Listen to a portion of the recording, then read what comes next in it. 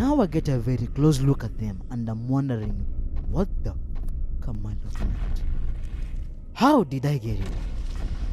What the f am I looking at?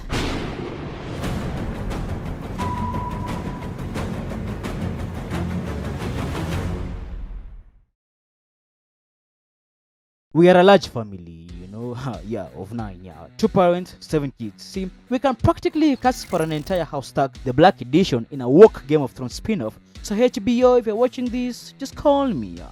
Call me. Yeah, we are a lot. Yeah, Mom and Dad really put in work, if you know what I mean. And I guess you are lucky that Martha Coleman wasn't the CJ back then, because if my dad watched the news, then that face will be keeping a lot of things down. Being a big family has its perks, don't get me wrong, yeah. Our gatherings are like mini carnivals because at most times you are scattered across the country, and when you finally come back together, it's a party to remember. And that's exactly what happens in this dream. So we're all hanging out, playing games, watching movies, swapping stories, all that. Then one by one, people start walking out of the house in this spooky and casual way. Confused, I decide to join in, but as soon as I step out, someone sends me back in to fetch something in this bedroom. And I'm like, alright. As I begin to make my way to the bedroom, the voices of my family start fading away. But I just continue fixated on getting this thing. I swing open the bedroom door and freeze. My eyes saw something that had my goosebumps on goosebumps. There, in the darkness, was this creature that was black, and I mean deep, deep black. Had these huge eyes with sharp glazing pupils and sharp claws. Bro, it was a black cat? Wait, before you get your tensions all relaxed, allow me to explain why this is supposed to be scary. This was no ordinary cat. I knew this cat, but no, not in the way that like you think. Like, it was not supposed to be here in this dream. And the fact that it would always appear in this nightmare all the time for 17 years straight is really what got me bothered. See, in the real world, like, no, this is not a dream and it actually happened. Yeah, me, Nick, and Vivi just arrived home from school.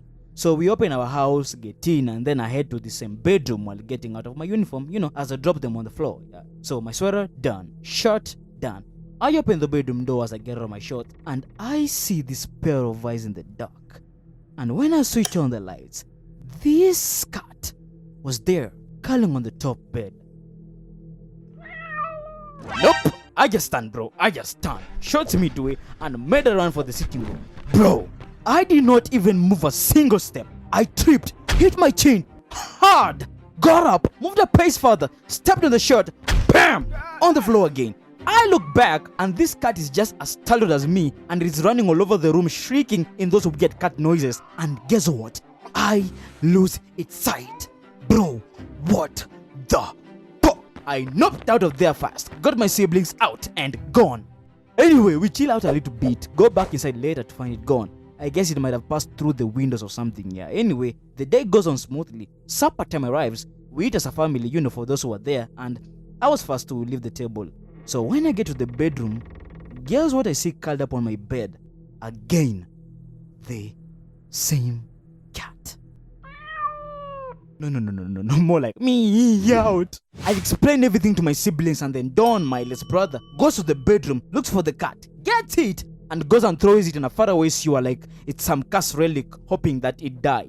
And I know you're probably thinking, but it was an innocent cat. No it wasn't. A cat in your house, 10 p.m. on your bed. I don't care what you say. This thing was sent by the devil. So we killed it. I'm African, okay? We believe in demons and witchcraft and all that stuff, yeah. So cats, especially the black ones, kind of make sense to be demons from where I'm standing. Like, what are you doing in our house? Twice. My mom's also convinced it's some demon's minion, so we pray and purify the house with holy water just to make sure the demon remains were not there. And yeah, that cat never showed up, at least not physically, because mentally, this cat was always going to be present in my nightmares. So I see this cat and immediately turn to make a run for it, but I get stuck. I'm stuck. I can't move. I turn and look at this cat, which is just looking at me with abyssal eyes. Eventually though, I break free and make a dash for it.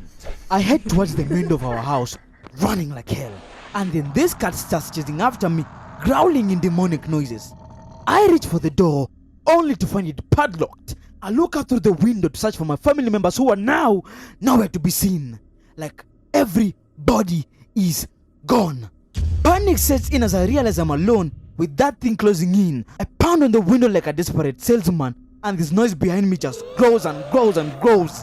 I turn to look behind me, and this woman just grabs me and drags me back to the bedroom. The door locks, lights off, and I just...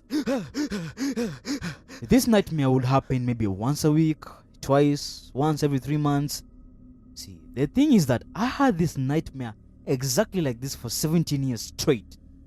Same characters, same plot, same outcome.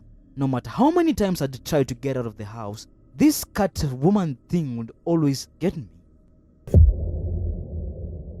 Hey guys, a small message from me. My name's Kelayan, and hey, I'm the guy behind everything you've just seen. These videos do take a long time to make, and I really do input a lot of time, sweat, energy, and blood in it. Yeah, so a little appreciation by giving it a like or sharing it to a friend or two would go a long way to helping me in crafting this art.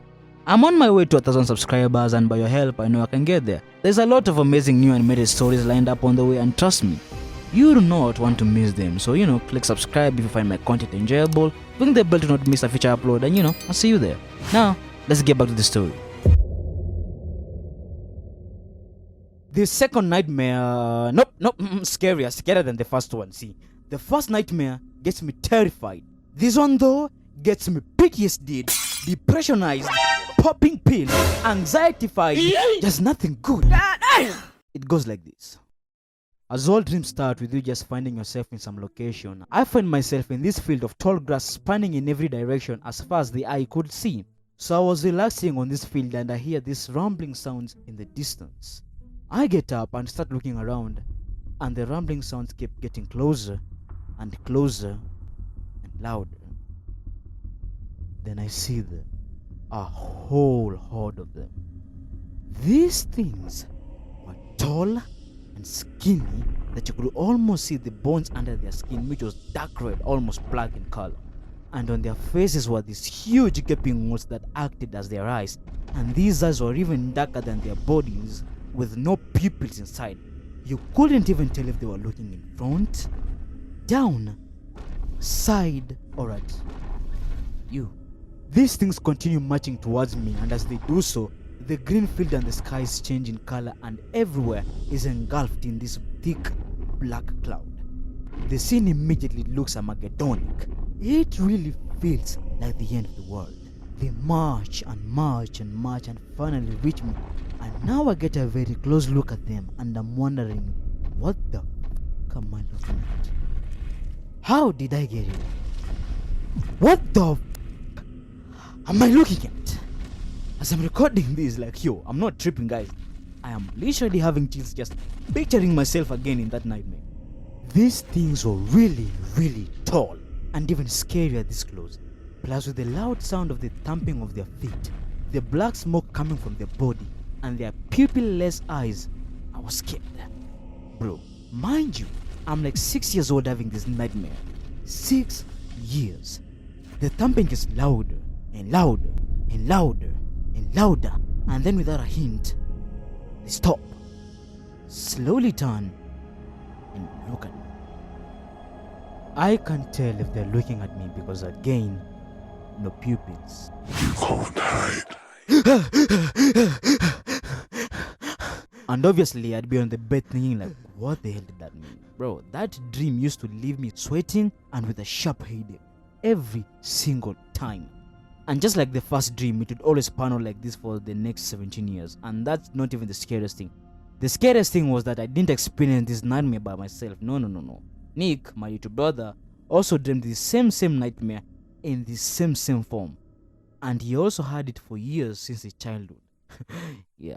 It was only a few weeks ago that I was talking to him about nightmares and phobias that he reminded me of this. And I thought it'd be great to share. The nightmare stopped though, and it's been a few years now, and I'm good. Yeah, I'm good. My thing to you guys is comment down below if you've had such a similar experience to mine, like a dream or a nightmare that could have been occurring every other week in your life. Maybe I'm gonna reach out to one of you and get to have your own story animated by yours truly and added on this channel, some followers called Tales of Fame. Yeah. Even though these nightmares could space out, giving me a few weeks or months to relax between scary episodes, one thing or one person came into my life and the rules changed like that. This will be even terrifying because the person who will be coming into our life seemed normal. But deep down, she was possessed by a literal demon. And yeah, she put me in one hell of a roller coaster.